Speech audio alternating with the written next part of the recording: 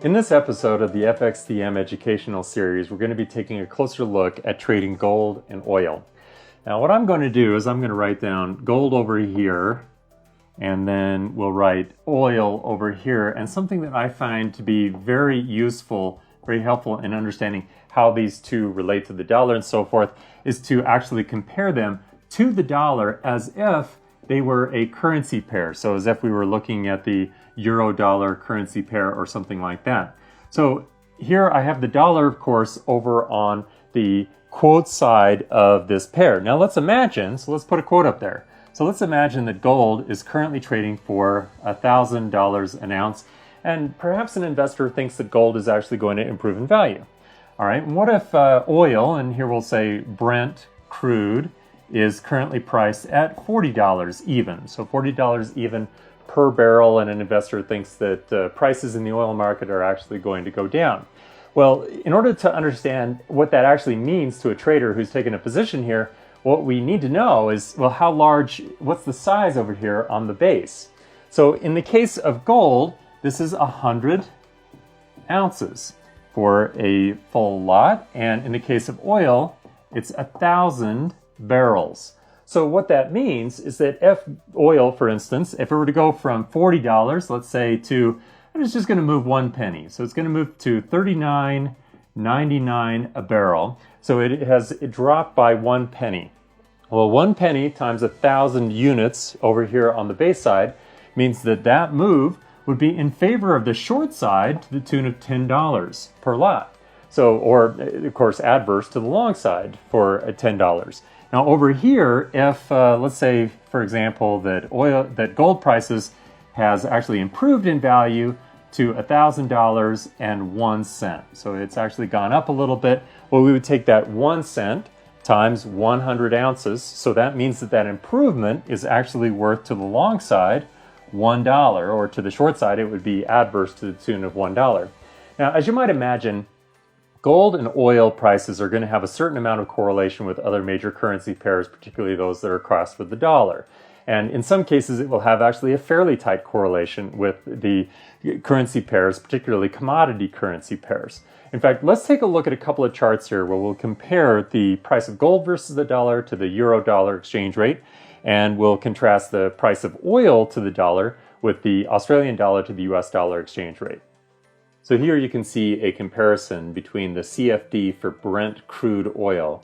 CFD stands for contract for difference. It's essentially, you could think about it as an agreement between the buyer and the seller to exchange the net value difference at the end of the trade. So for example, if the price has gone up, then the long side is going to get paid and the short side is going to do the paying. Or if the value has gone down, of course, then the short side is going to be paid and the long side is going to be doing the paying. Well, you can see it here compared to the value of the Australian dollar to the US dollar, and these are hourly charts. As the oil price is going up or down, the price of the Australian dollar to the US dollar is also going up or down. So they are very correlated. Now, similarly, there is a tight correlation, because they're both contrasted with the dollar, between the gold to the dollar, which here I have it as the symbol XAU to the US dollar, and the euro to the US dollar. Because the US dollar is, of course, the quote in both cases, they are going to share a certain amount of correlation just automatically, but they will differ a little bit, and we can take advantage of the reasons why they may differ in some trading strategies that we're going to discuss later in the video. Now, taking advantage of trading opportunities in either gold or in oil prices is very similar to trading another currency pair from a technical perspective. But from a fundamental perspective, there are a couple of differences, mostly in the way that a particular economic announcement may have a more pronounced effect on the price of oil or the price of gold than it would even on potentially a commodity currency. So there are a couple of key economic reports that I would suggest watching as you start to do some fundamental analysis on either of these two markets.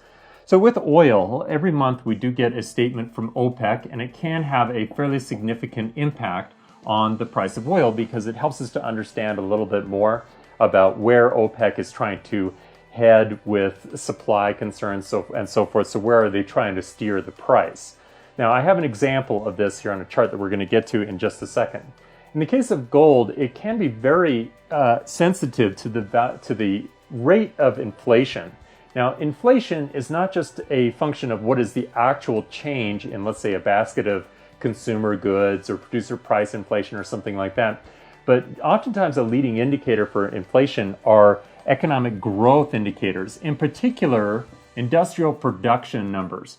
If industrial production numbers are going up, then we look at that as a leading indicator that inflation, let's say, for example, in the United States, is also going to go up. That may increase the value of gold because intrinsically it may hurt the value of the dollar a little bit. And of course, gold is a short-term safe haven against the risks of inflation. Well, by the same token, of course, if industrial production, even worldwide, not just in the US, of course, but worldwide is beginning to contract, well, usually that's associated with fairly low levels of inflation or potentially even disinflation. So those factors would tend to be bad for gold. They may or may not be good for the dollar, but because they're bad for gold, we can infer that that would then send the pair here between gold and the US dollar to the downside. So let's take a look at a couple of examples where we can get into a little bit more detail in the relationship between some of these fundamentals and what's actually going on in the chart between gold and the US dollar or oil and the US dollar. So let's start with gold. I think this one is a very interesting example. In about the middle of April, about April 12th, 2013, the Fed was actually preparing for an FOMC announcement that was coming up, and production numbers in the US and China were both pointing towards lower inflation because production levels were contracting a little bit.